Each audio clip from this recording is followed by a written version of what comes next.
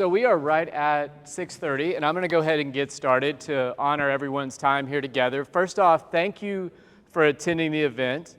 We're excited to share thoughts and ideas with you today. And my introduction, thank you earlier, but to quickly say I am Jim Flint, the Chief Revenue Officer of the Texas Blockchain Council.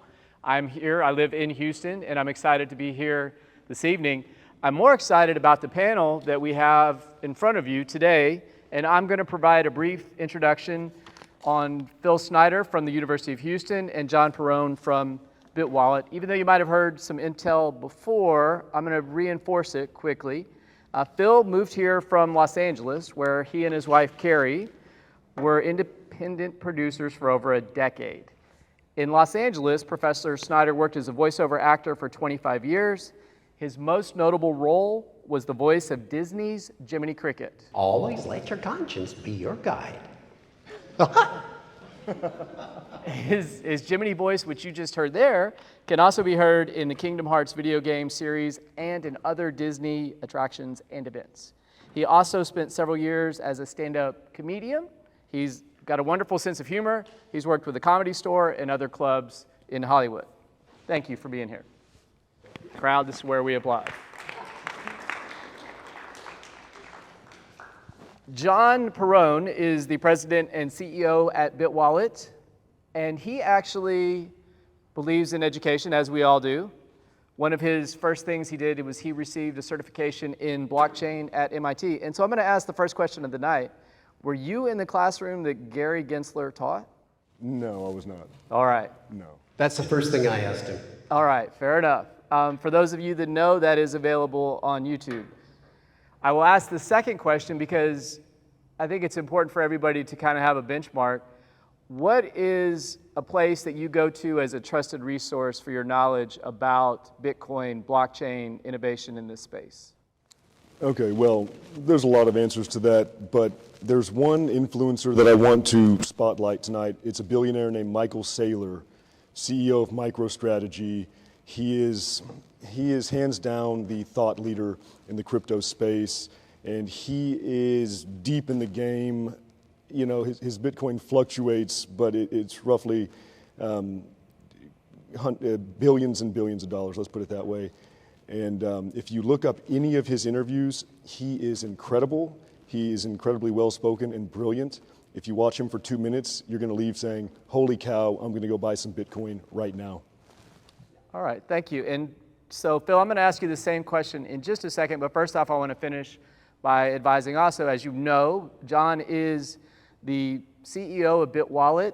They are the first company in history to bring Bitcoin payments to the NFL. I think, if I read the announcement correctly last week, you can now book a suite at a Texans game using Bitcoin through your company. Absolutely. Yes, and he is one of the sponsors tonight. He's a regular sought-after presenter at cryptocurrency conferences. He attended Texas A&M and University of Houston.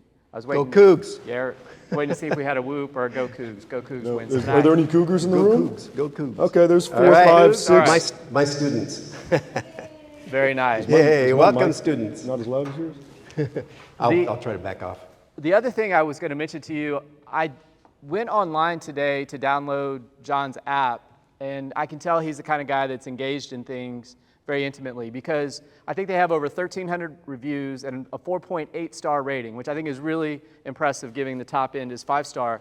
And one of the negative reviews that I read, he actually commented specifically, he responded to the review, fixing and solving the problem. So check it out. A lot of great reviews, but even the bad ones, he's taking care of business. So thanks for all you do. Yeah, absolutely. Thanks for pointing that out, Jim. I do take extreme pride and ownership in what we do. We've got a team of 75 people at Bitwallet, but I'm not too good to take care of customer support complaints myself, even though we've got several full-time guys doing it. Outstanding. And Phil, I said I was going to ask you, who is a person that you would otherwise say, hey, this is someone that you could pick up a few tips from? Probably Michael Saylor's twin brother or something. I don't know. You already took mine. No, I'd say Craig Breedlove. He's a really intelligent guy and For you ladies, he's awful good looking too. But Craig Breedlove is his name. He's well established as an expert on Bitcoin, and he's very much like I am in the sense of, you'll hear this term if you go into Bitcoin quite a bit further, a Bitcoin maximalist, or maxi for short. We believe that Bitcoin is the only project that could possibly be the world reserve currency or world reserve store of value besides the dollar, or maybe in tandem with the dollar. All right, and so we kind of have a good backdrop, but what I need now is some audience participation. We're going to start here and then finish here. At the end, I'm going to walk around with a microphone and offer up, for those of you that would like to ask the panel questions, probably in the last 10 minutes of what we're doing here. The first 10 minutes, though, or even first 2 minutes, I'd like to get a show of hands to see, because in cryptocurrency, blockchain, Bitcoin, there's certainly different levels of understanding. So how many in the crowd tonight would consider themselves as beginners? Like this is maybe one of the first few times you've come out to hear about this. Okay, I'll call that 20% in the crowd. How many of you, and see, this is one of the compelling things about how to communicate and educate and grow the audience that we're talking to. So how many people would say that they're mid-tier, are doing some sort of investing, feel comfortable around crypto and blockchain and Bitcoin? Not necessarily in that order. Smaller group. Okay. How many would say you are expert levels, have been orange-pilled, understand it, have read Satoshi's white paper? I'm not no expert. Okay. You read the white paper. All right, so for the 5% that are the experts, just know that we're going, and experts on the panel here, we're going to move more to the middle and to the entry level in our conversation based on what's here. But at the end or at certain points, I think you're going to hear some pretty compelling things from the panel in that regard. Guys, we ready? Yes. All right. In just a second, I'm going to move over here and sit at the table. It'll feel a lot more comfortable to me. But the definition, the invitation that you saw that brought you out tonight was juggernaut defined, right? Is this what Bitcoin is? And I looked up what a juggernaut is. It's defined as a huge, powerful, and overwhelming force or institution. So our first round, right, it's like Family Feud here, is first to say it gets to pick which it is, and then the other has to debate why it's the other. But is Bitcoin an immovable object or an unstoppable force? Ooh, that's good. You want to start with that? Oh man, can I say both? Yeah.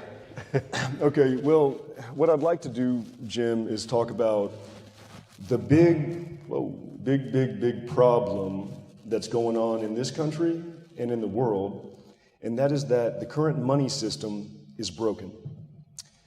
I want you guys to start looking at the US dollar for the rest of your lives like a melting ice cube. In fact, it's 98% melted right now. The dollar is down 98% since the inception of the Federal Reserve in 1913 in terms of purchasing power. We need a solution to this problem, and the only solution to this problem is going to have to result from the separation of money and state. Okay, for all of history, the state or whatever government, whatever country a person lived in, the state controlled the money system. They also controlled the church. It was a big deal several hundred years ago when we first saw the separation of church and state. It was a bloody revolution that happened instantly through policy and war. This revolution of money, I believe is not going to occur instantly, and hopefully it's not a bloody revolution. I think it's a gradual process, and it all pertains to the mass adoption of cryptocurrency. And as Dr. Snyder pointed out a second ago, there's Bitcoin and there's all other cryptocurrencies, and there's a big difference between them. Bitcoin is the only truly decentralized currency. There's no one in charge of it. It's a math protocol. It's an algorithm. There are no human beings that run it. when there's no humans that run a money system, they can't take your money, they can't inflate it, they can't tamper with it, they can't edit it.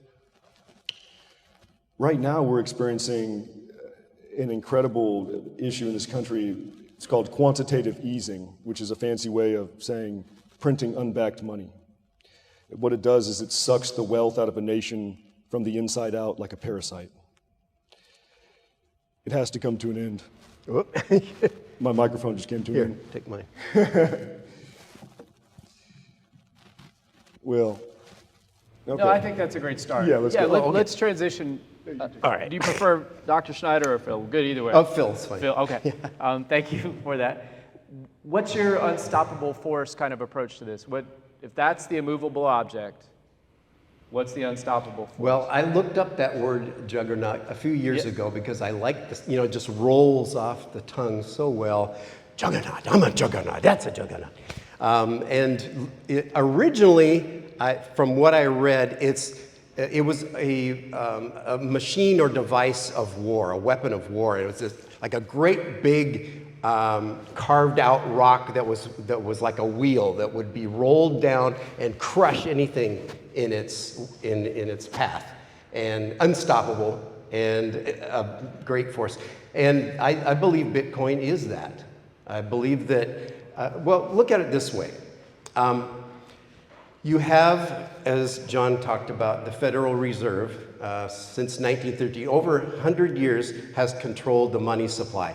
After World War II, and times in between, there was the Bretton Woods I, Bretton Woods II.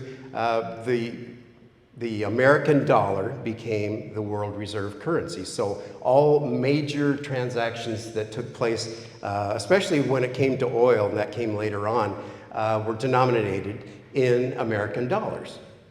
And that's why we have the power, I shouldn't say we, the US has the power to sanction countries because they take them out of the SWIFT system, which is a part of the settlement system for transferring money around the world. Of course, it's all digital. It's not, we're not sending little paper airplanes of dollars all over the place, or even $100. That still wouldn't do it.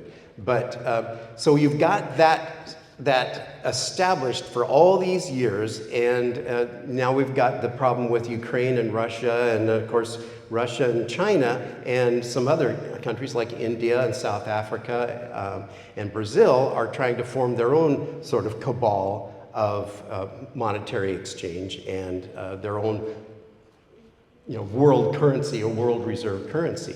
So we have this situation set up, but it's broken, as John said.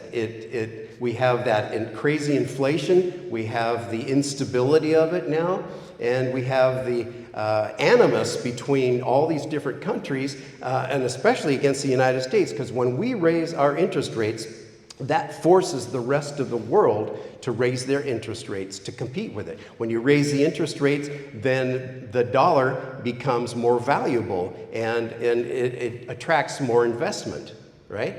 So all the other currencies have to fight against that because they float against each other, right? They're not based on gold anymore, okay? Now we enter Bitcoin. Bitcoin is digital. We all know, everybody I think that is at least watching this space understands that digital money is the future. And by God's grace, here we have Bitcoin, that has come in just at the right time, 2008. In fact, on Halloween, 2008 was when Satoshi Nakamoto, who is the pseudonymous inventor of Bitcoin, sent out his email to his email list at the time and said, I'm working on a peer-to-peer monetary system. I'm not quoting it exactly, but that was the idea. And ironically, this was like weeks after the Lehman Brothers financial collapse, right? Yes. So all of a sudden our banking industry isn't going so well, and lo and behold. That's what I mean about the timing. It's so providential. And you would almost think that maybe there is a higher power who's coming to the rescue. And when I say rescue, I don't mean that hyperbolically. Bitcoin is what will rescue the world economy eventually. And I know that's an amazing statement to say, but I believe that with all my heart because I've studied it like John has. And so when we talk about Bitcoin, we're talking about something that's entirely new, something that is better than gold as a store of value. It is finite. There will only be ever 21 million Bitcoin in existence. And so I'm going to go right there. Yeah, let me take this and run with it because I'm going to be, to the best of my ability, speaking for the audience. There's a saying out there that it's a feature, not a bug. Yes. And what I was going to ask the panelists, John, I'll start with you.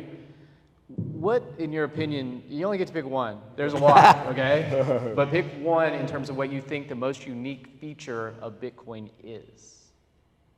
I know, it's only one. It's tough. It's tough. Golly, Jim. That it's decentralized. And so for the group, explain to me, like I'm a fifth grader, what that is. Yeah. So it's a system of money in which there's no central point of authority. There is no bank. In fact, the phrase that we all use is be your own bank. In Bitcoin, everyone's their own bank.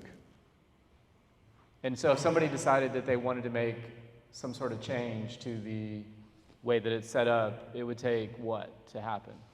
You can't. It's an algorithm that is set in stone. It's been launched. We know exactly how many coins there are. It's 21 million.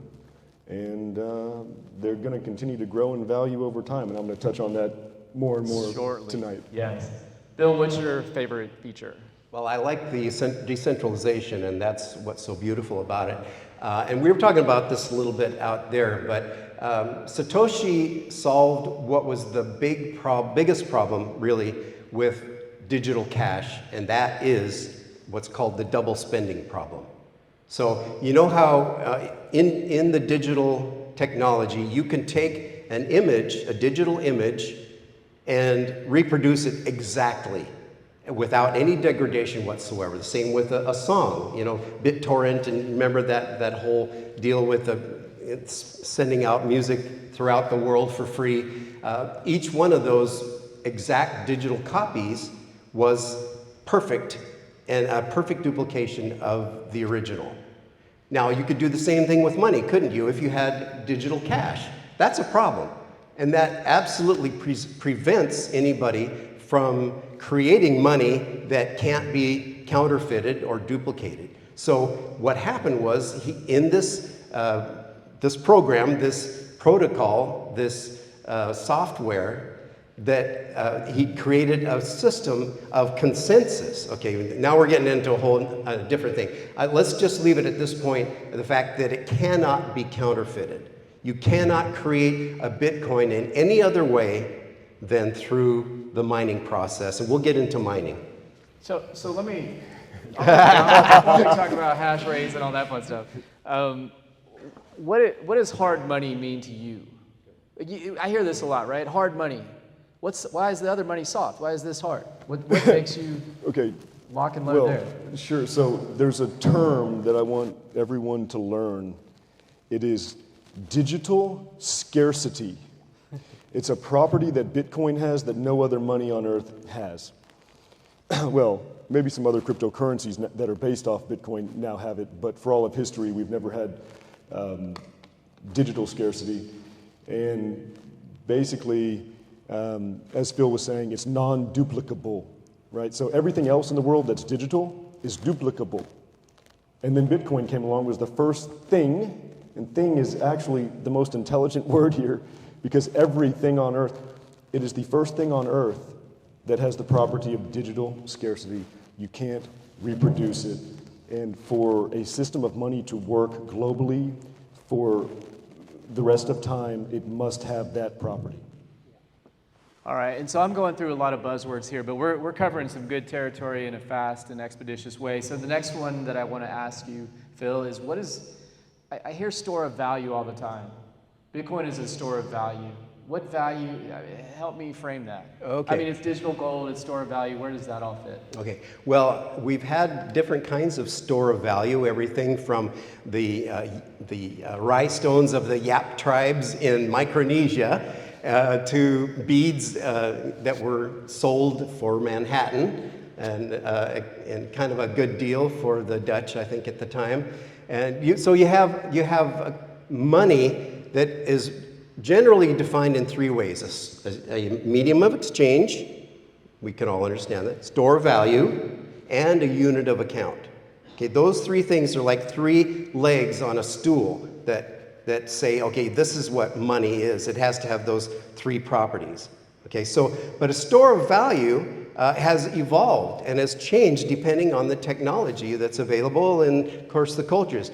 Gold has the longest history, 6,000 some years or maybe more, of being a store of value as a nugget in the raw or as a coin that's been stamped.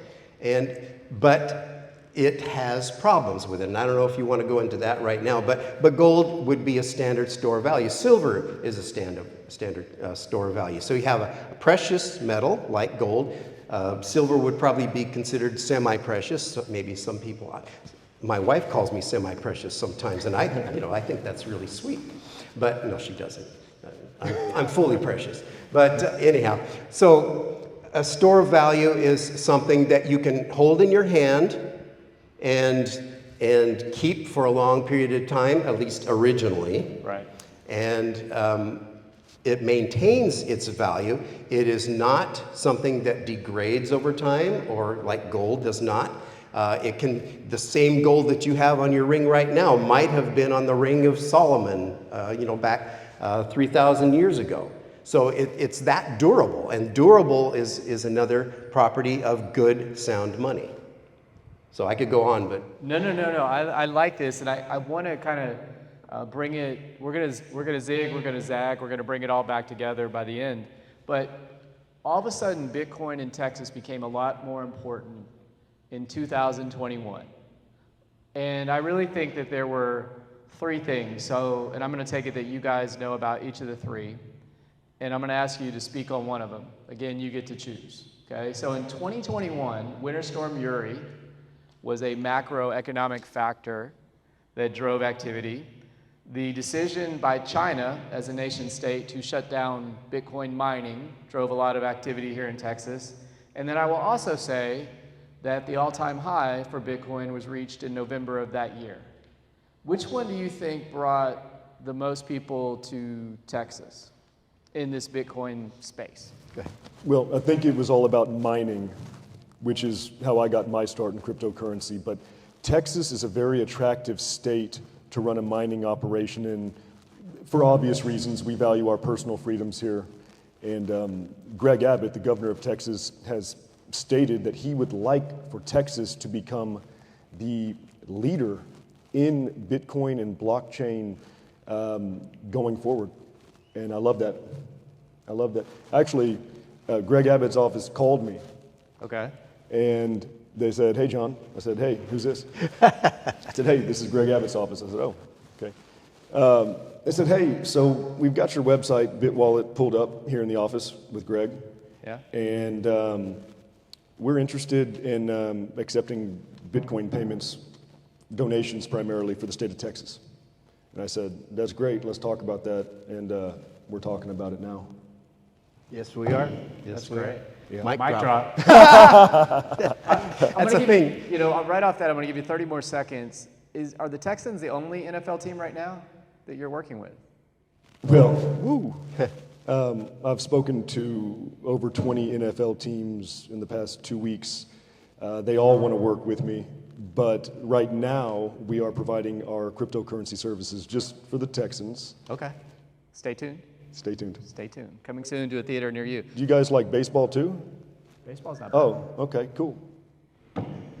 So, which one of the next two do you think mattered most? Uri? Well, for Texas, Uri mattered. Okay. Now, we weren't the only ones that were affected by it. Right. But it made a big difference, I think, in the whole narrative for Bitcoin mining. And for those of you who are totally new to this whole space of Bitcoin, mining is just computers solving mathematical problems, the winner, and it's a competition of hundreds of thousands of computers around the world, not just in Texas, not just in China. China did have 60% of all the, what we call hashing power, or the computational power for mining Bitcoin, but as Jim mentioned, it all got squashed by the Communist Party because they couldn't control it. Now, see, there's a big plus. You know, that's one of the big pluses about Bitcoin, is that it can't, even the Chinese Communist Party cannot control it. They're afraid of it, and they had to get rid of it. Okay, so fast forward to Uri. Okay, so we were here, we went through it. Carrie, my wife, saved our house because one of our pipes burst and water was coming through. You know, we turned off the water. She climbed up into the attic, I kid you not, and replaced a hunk, because I was too small and too old and delicate. She did. Anyway, I got to give her props for that. But, you know, we experienced this in real life, and so we know how important it is. We were not the only ones. How many people spent hours at Home Depot or at Lowe's trying to get plumbing supplies? Well, I was one of them. But anyhow, so Uri caused a huge problem, and the problem was because of renewable energy. We had turbines that froze, and nobody ever thought that could possibly happen, especially in Texas, but they did. They froze and let us all freeze because of it, because people were not farsighted enough, were too myopic to look and see what possible problems could we have in having hundreds of thousands, I don't even know how many wind turbines we got out here, and solar panels and things. Well, there wasn't a whole lot of sunlight during those days of Uri, was there? There was a lot of snow and a lot of freezing rain, and you know, you all experienced it. But this amazing thing happened, and it's happened this past summer, where we have the Bitcoin mining community across the state of Texas has come together with ERCOT, the Energy Reliability Council of Texas. Did you want to share with us? Yeah, right. I called it that. But that has changed thanks to Bitcoin and Bitcoin miners. It has changed completely. This past summer, we didn't experience any blackouts, although there was a lot of fear of that. What happens is, and I'll try to keep it as short and simple as possible, is that the Bitcoin miners, of which there are, when we're talking about machines, many hundreds of thousands here in Texas right now across the state, and they are working with our government so that when they're mining, they're using all this electricity. We're talking, you know, hundreds of megawatts, okay, at a time, and generating hundreds and thousands and millions and what we call exahashes of computing power to create new Bitcoin. Okay, there will be 21 million. There's a maximum of 21 million, but we're only at 19 million so far. So it's getting more and more scarce as we go along. Okay, what they're doing is they're working with the government, and so that when we have an extra load, an extra demand, like in the summer when we have air conditioning running at peak, or during the winter when we have heating running at peak, electrical heating primarily, then they voluntarily turn off all these computers and redirect that electricity back to the Texas grid. God bless Texas and God bless that grid. And that's why if any of you had any outages or rolling blackouts, I didn't experience any. I think there were a couple people in my class that somebody said that they were out for 5 hours. Well, 5 hours, compare that to 5 days. Okay, that's we have those kind of things regularly, right, in Texas, and you know, we were from California. We had days and days without power, 10, 12 years ago. So that's what's going on. I hope that makes sense and that I didn't ramble too much, but that's the power of Texas mining. No, that's a great example, and really what you're saying is that the Bitcoin miners, in times of need, are returning capacity to the grid. Yes. And at times when there's excess capacity, they're utilizing that to stabilize the grid. So it is really a great cooperative between this state, right, the grid, and the Bitcoin miners. Yes. throughout that. And that changes everything. And if when you hear about the complaints from people, oh, Bitcoin mining uses as much power as Sweden and Norway combined, or something like that, which that's true. But this energy is not being taken away from anybody. It's the energy production is being developed by Bitcoin miners. And I could go into all kinds of details about that, but I don't want to run out of time. Yeah, and I will add to that there are also considerations. Can you hear? I don't know. Yeah. There are also considerations whereby the actual renewable energy sources, initially, I think the standard was 30% or greater, but now people are thinking about the ways in which they're constructing the Bitcoin mining operation, and by moving it to locations in West Texas where you have more wind and you have more solar, some of the operations are getting closer to 100% renewable. I don't want to give you exact numbers, but I'm just saying directionally, this is starting to be incorporated into the thinking, which is a very powerful way to make sure that we're doing things the right way. All right, so just a quick recap for those of you that may not have been keeping score at home. In 2021, we've got Winter Storm Uri in, we'll call it February. Yeah. Things happen. ERCOT, we need to rework. The board did resign, just so you know. New board moves into play. In April, China shuts down the Bitcoin mining operations. All of a sudden, lots of people throughout the world, not just China, but other places as well, are coming to Texas because they realize the revamped grid is going to be a place because of its uniqueness in terms of being singular to Texas. Not completely singular, but directionally singular. A few Okies thrown in. Yeah, a few different places north of here, across the Red River. But then in November, we hit the all-time high. And so how many are investment minded out here? How many have put at least $1 into cryptocurrency? All right, you guys are in then. That's a key stepping stone for most people. So this is where I do the disclaimer part. This is not financial advice. We are not financial advisors. You have to assess your own risk and make determinations on how you allocate your resources. But I'm going to ask the panel, in this current place that we are now, just south of 20,000, has Bitcoin bottomed? Hold on. Bitcoiner. Woo! Yeah, well, I am extremely realistic. Let's just pass this mic around. Yeah, we'll do that. I'm a very, very realistic business person. So I'm going to tell you that no, it has not bottomed. I think the price of Bitcoin is going to drop slightly from here, temporarily. So today it's at about 18,000. We could see it hit 17 to 14, somewhere in that range. I don't think it's going to go lower than that. We'll see. If it does, it's just a prime time opportunity to buy. Yeah. I mean, hey, in one way, I kind of hope it does. I'm just going to buy more. But ultimately, and I don't want to spoil it all, but let's just say it's going way, way, way, way, way up long term. And that's not financial advice. There you go. Are we off with this or no? We'll just keep going. Yeah, we'll just pass it around. So my next question, what's your thought on Bitcoin bottoming now in this sector? Yeah.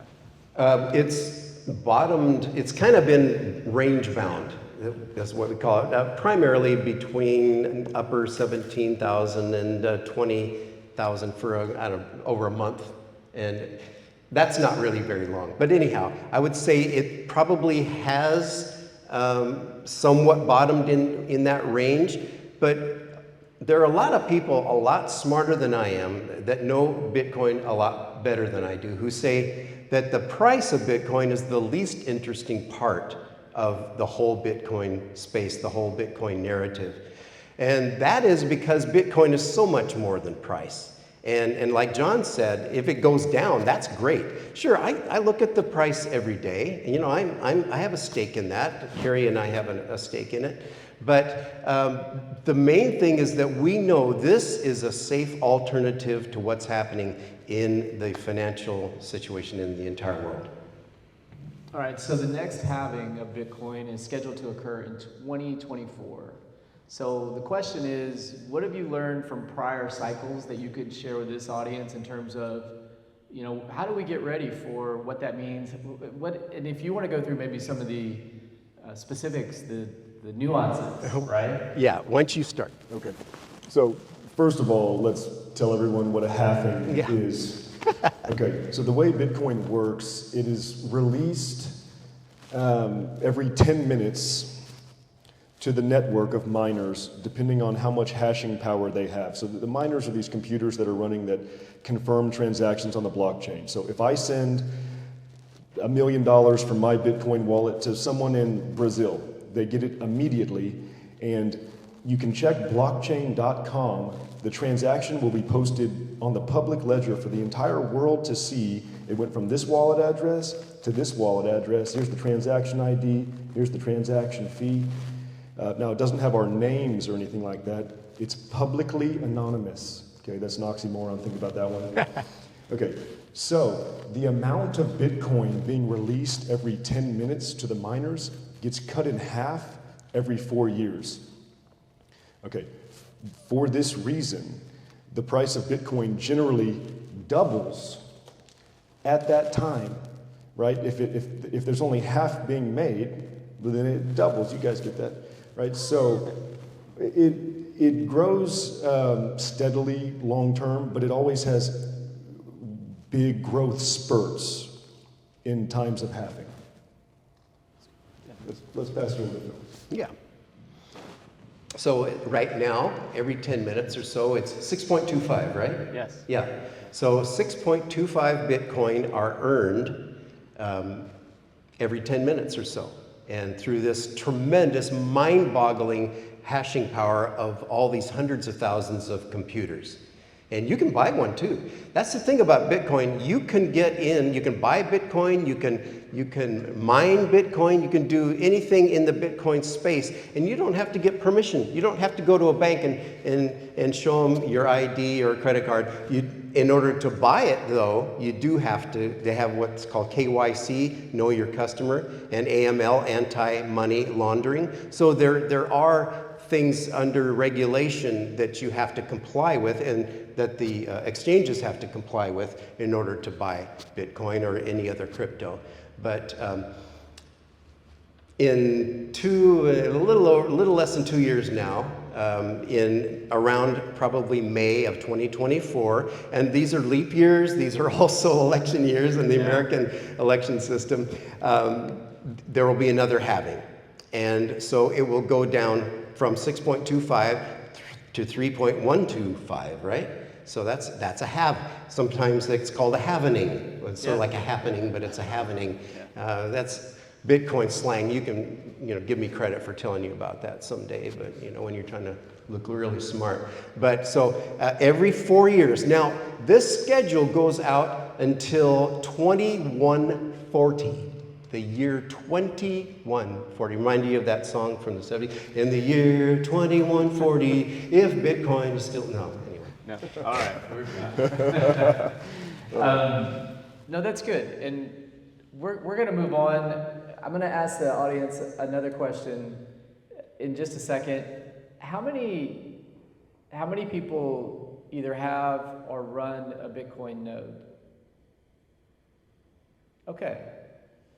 We'll catch up with you guys later. I don't want to, take the other audience through that. But what I am going to do, because these guys have been so generous with their time, I do want to play a video. He did not ask me to. I chose to. So this is me trying to be a good, if not great, moderator for not only this panel, but great moderator. Yeah.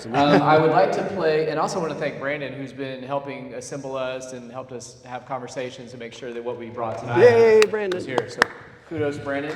Hey. Brandon, let's cue the music. This is what Bitwallet is all about. Ooh.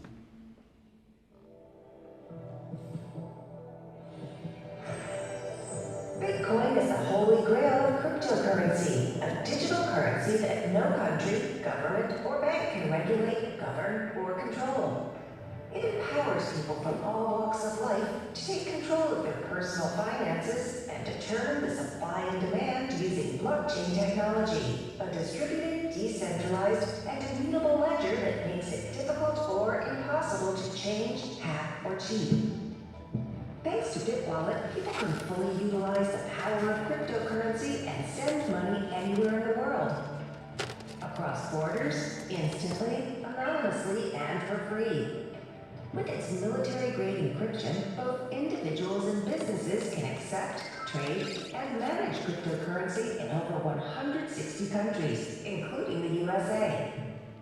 Bitwallet users can also make fiat deposits, withdrawals, and wires from the app, as well as purchase and trade over 50 cryptocurrencies. It's a one-stop shop.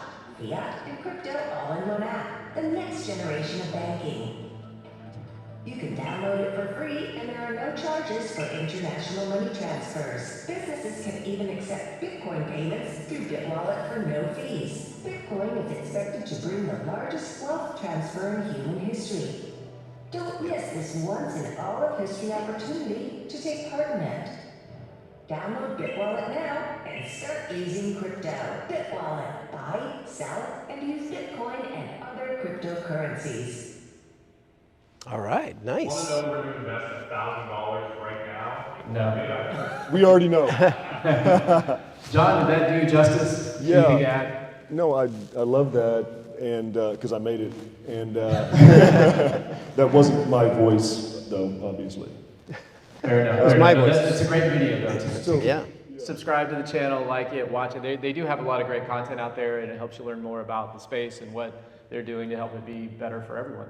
And I love that, right? You're doing it not only for your company, but for people in the state, across the nation. I mean, you're able to deliver that in over 160 countries, am I right? Yes, sir. So right. the app is actually available in over 170 countries, but our buy and sell Bitcoin feature is available in 160 countries. So would this be a decent time for me to tell them that if they're interested in buying some Bitcoin, it's pretty simple. You just download Bitwallet, the free app, and you can buy it with your debit card. It takes just a few minutes. Outstanding. Perfect. And I also wanted Dr. Phil. Yeah. You've been called that before, right? No, just call me Phil, please. Well, I want to know more about, we've got a lot of students here from the University of Houston, what you're doing in the Bitcoin space, classes, continuing education. If somebody's been sparked by some of what you might have said, how do they get connected with some of what you might be doing professionally, personally? Okay, Take well, it sure. where you'd like. Yeah, in fact, I've got a few of my students here today. Would you guys all stand up back there? Just, I mean, I don't want to embarrass you. Yay! Yeah. That's part of they're part of the future of Bitcoin. My career at the University of Houston, and my wife Carrie teaches there as well in the digital meeting. Yeah, you can sit down. I knew you would eventually. We've been teaching there for about 10 years and started out teaching video production. And in fact, Angie here is one of my former students, and see, she's in the business. Isn't that great? Started teaching video production and advanced video production, 2D animation, 3D animation, several other different disciplines. But I got interested in Bitcoin, and Carrie also did. And I looked around and I said, you know, we got to teach this. We have to have a class in this. And I thought, but not me. I'm not an engineer. I'm just getting started in Bitcoin and blockchain. But I went online and looked through all the different colleges here at the University of Houston, and nobody had any accredited courses. And the closest thing I could find was a seminar that they'd had at Bauer College of Business. And that was no longer going. And they still had it on the website, but it wasn't ongoing. And so I thought about it and prayed about it, and I thought, I don't want to, this is going to be a lot of work. I really don't want to do this. I'm not a tenured professor. I don't have a really compelling career reason to do this, at least as far as my estimation. So, but I talked to my bosses about it, and and they gave me the permission to do a whole lot more work. And so we're in the second year of it now, and Texas Blockchain has come alongside and helped us and helped put this together. It's been wonderful. No, thank you for having me. I also, you might have noticed on the table now, there are 3 souvenir bottles of wine. They have Bitcoin on them, so I want to give one to John to say thank you. Appreciate you. Thank you, sir. You're welcome. Right. And for all you do in the business space, and to Dr. Oh, Phil, that is beautiful. one as Thank well. you very Thank much. you. And this one is not for me. It's actually for somebody in the audience. And so I wanted you to know that you can go one of three ways. Basically, there is now a blockchain council membership at the collegiate level that we reduced the price because we realized that the future of finance starts with students and learning and education. But tonight, if someone were to buy a membership, a year-long membership to the Texas Blockchain Council, which you can do online, or if somebody, so there's three options to win this bottle of wine if you're an audience member. If not, I'll take it to the next panel. That is one of the options. The second option is to buy a ticket to the Texas Blockchain Summit, okay? And I really do want to give this away tonight, so the third option is to be the last person to leave the building. But my voice, I mean, I got to work on my voice. So I got this guy named Peter McCormack, who is the person I would say, hey, listen to him and his podcast. It's called What Bitcoin Did. So he's helping us with the Texas Blockchain Summit, which is November 17th and 18th. But he says it's so much better than I. So I'm going to turn it over to Brandon to play the audio as you think about whether or not you want to buy a ticket to the Blockchain Summit or become a member of the Blockchain Council. Yes. This show is brought to you by the Texas Blockchain Council. Now, on November the 17th and 18th, the Texas Blockchain Council are putting on the Texas Blockchain Summit in Bitcoin country, Austin, Texas. Now, you know how much I love out there. I'm going to be attending. The event is 2 days of thought leadership for Bitcoin. Day one is all that any Texas Bitcoin miner could ask for. Top Bitcoin CEOs and their teams will be hanging out in Austin. And day two has top policy leaders from the US, both federal and state legislators, senators, House of Representatives, CFTC commissioners, or more can you ask for? Yes, I'm not just hoping this. I'll be attending the event in Austin, hanging out with my Texas Bitcoin buddies, and interviewing someone very important on stage. So make sure you book your ticket, come to the event, let's hang out. To find out more, head over to texasblockchainsummit.org and use the discount code PETERNC20 for a 20% discount at checkout, and let them know that I sent you. This offer is valid until the end of October. So we've got Peter McCormack on board. There's Anthony Pompliano, who I think was mentioned earlier, is on board. We've got Representative Dimmer. Robert Breedlove. I meant to say Robert Breedlove. I said Craig, and he's the world land speed holder, record holder. Yeah. And then I will also say this. The Blockchain Council, we've defined the four things that we do. We want to influence Texas. We want to persuade policy. That's what we do. We help get legislation passed that makes Texas more attractive for Bitcoin mining and the like. We also want to enhance diversity, not only enhance the diversity of participation, but diversity of thought, diversity of accumulating wealth, and diversity of experience. Might be one of the other mics. That's okay. And then finally, we believe membership matters, so that the people that you meet. I hope you're going to meet some great people here tonight. But yeah, that kind of killed the buzz in the room. Here's what I'm going to do. But that's our brief commercial. I'm going to spare you the legislation that we're working on. But if somebody's interested, I was going to have you guys pick one. You were going to get to vote on which ones you would pass or not.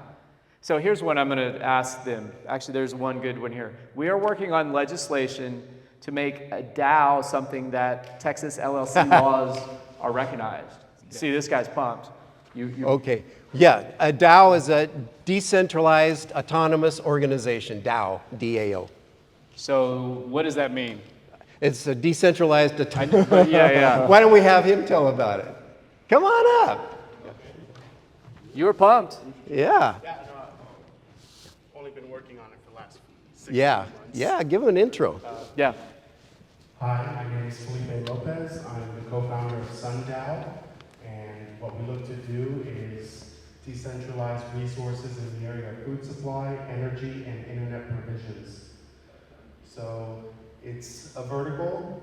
We have about 30 different technologies all within our portfolio. It's a whole new ecosystem that stems from infrastructure of modern developments, urban, suburban developments, along with education, schools to maintain all our community's resiliency. And yeah, it's dense, but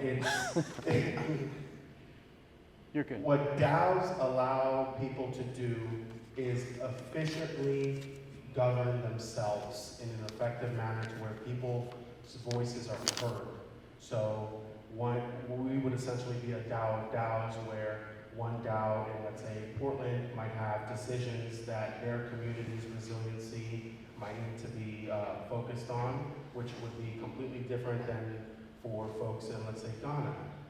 But either way, this is providing infrastructure to make sure that all communities are resilient and sustainable, and as we push forward through this new economic well-being with cryptocurrencies and blockchain ledger, this is where the trust and the transparency is really going to come in hand. So, yeah. Let's give him a round of Good job. Is there a question, Lynn? Yeah, I'm confused. What does that take the place of? A municipality? Yeah, government and voting, it's really, the electoral college is kind of a big problem here. Good idea. I can say something about DAOs real quick that'll clear some stuff. Yeah, go In for regards it. to blockchain technology, NFTs would realistically be the alternative for not just government bonds, but it would also be ERC 4907s, would allow people to track, let's say, if you're a renter, and most college students are, it would allow people to track and make sure that, let's say, rental hikes and, other inflationary properties would just fall by the wayside with policy coming into play to where it would mathematically allow only incremental increases, so there's not massive rent hikes and other problems. Okay. Okay, yeah. No, I'm excited about your project and I want to learn more about it. So I've held a couple meetings recently about DAOs. They've reached out to me because they do use wallet services. And I guess I'll spread a few little rumors here. There's a couple multi-billion-dollar DAOs being built right now. One of them is a real estate project in Florida, kind of like Mar-a-Lago type thing. Think about that. What a DAO does is it allows for anyone, like you guys, to buy like a small amount of ownership in the next huge resort that's being built. So you could own $1,500 worth of stock in that through a decentralized protocol. It's like buying Bitcoin, but not Bitcoin. It's buying ownership in that real estate development. There's another DAO that is being talked about where several NFL owners are getting together to form one that would allow people like you to buy, say, like $1,500 worth of the Denver Broncos Yeah. that just got bought by Walmart, the Walton family. Yes, sir. So is that like the crypto version of a REIT, like the real, like what did I say? Investment trust. I think yes is the answer to that. Yeah. Yeah, I'm glad we got some interest. That sparked some little interest there. I will say this too. We are working on putting Bitcoin on the balance sheet of the state of Texas. Basically a bill clarifying the comptroller's statutory authority to custody virtual currency. That's going to be huge. We are also working on a flare gas mitigation bill, and it basically would abate the taxes on formerly flared gas when it's sold for on-site use. So the flared gas that runs off, we're trying to repurpose that, turn it into Bitcoin mining, and basically make sure that they don't get taxed twice.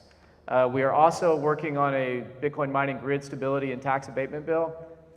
I've gone too far, I've spoken too much. So what I'm gonna do is step down, and I am gonna close this out at 7:30, and in fact, it's 7:24. I'm gonna share my closing remarks and then ask you if anyone has a question to raise their hand, because I want to give the mic to you so you can ask a few questions before we close out. If anybody has or wants to, hold on, I can't see. You're gonna have to raise it high without my glasses. Kind of blind. Nobody's, all right, so I'm gonna read the closeout. All right, we've got a question.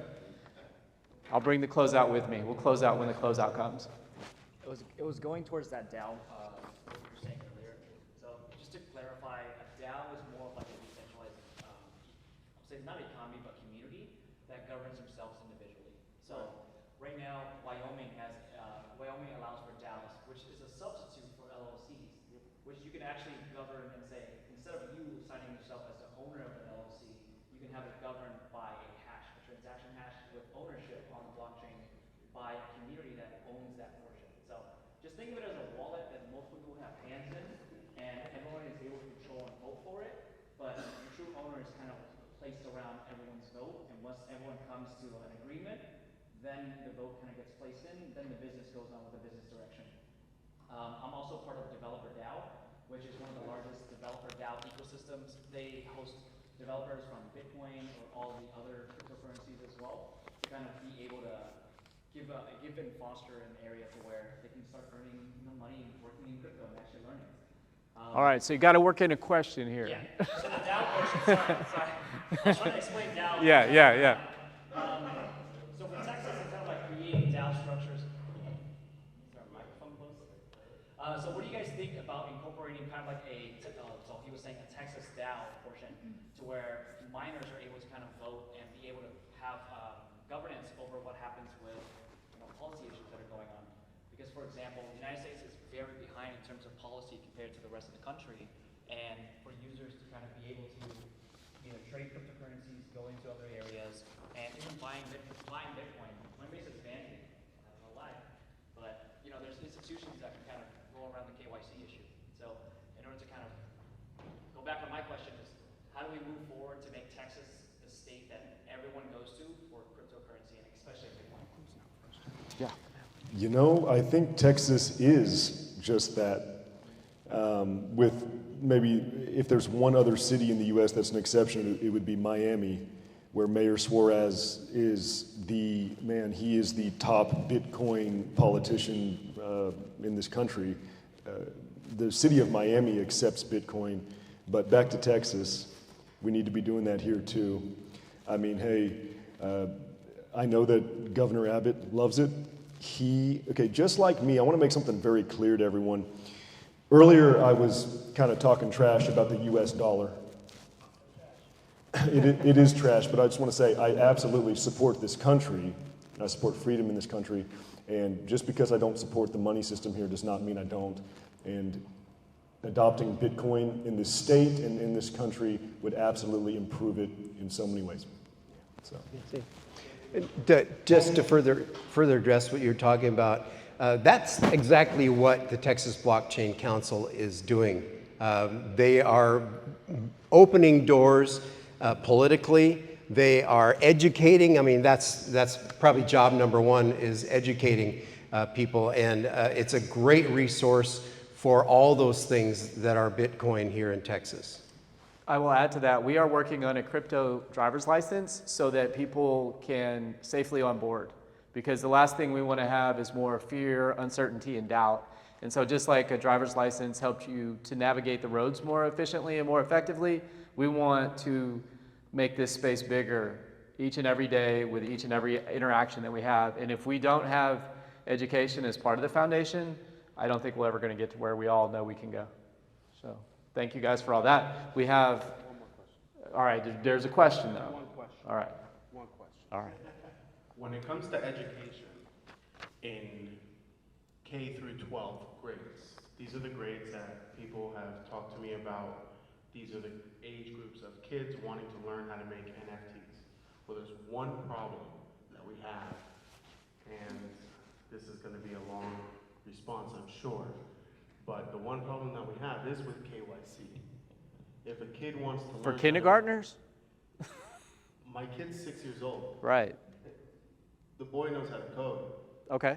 So he's interested in making NFTs, but if he sells his NFTs and he's under a certain age, then wouldn't KYC be a hindrance on education? Well, I could maybe address that at least in some kind of a cursory form. When my daughters got old enough to start making their own money, we set up a student account at the bank. So there might be something like that we can set up. And you're talking about like a driver's license type thing where it would give you blanket ID. I guess that's what you meant. So you wouldn't have to re-KYC every time that you make a purchase or that you get into a new exchange or something like that? That'll be a whole nother session about global ID and security. Yeah. And, no, we're not that deep. We're just trying to help people learn and grow the space. Yeah. quickly. Look, one of the wonderful things about this space is there's so many intelligent people who are doing so many wonderful things. It is incredibly complex. It's incredibly exciting. And I want to thank you all for participating here tonight. On the closing, I am going to let everyone know, thank you for the note, that there is the third annual, and this is a good crowd for this, third annual Technology Expo on November 3rd at the University of Houston Sugarland. When is Election Day? Do we know? November 8th. November 8th. Okay, so you're going to be just in front of the Election Day. The Expo showcases the most innovative technology in Fort Bend County and is an opportunity to spur connections, innovation, and ideas. This is not an event you would want to miss. If you're interested in learning more about the Expo, please visit www.fortbendfuture.com. Now, I will also tell you that it is 7:30. There is food, there are drinks, but we are going to shut this whole thing down at 8 o'clock. So I don't want to stand between anybody and the food and the drinks that Fort Bend has been so graciously able to provide to us. I also want to thank our panelists again for their time and energy and knowledge that they shared tonight. And thank you, everyone, for being here. Yeah.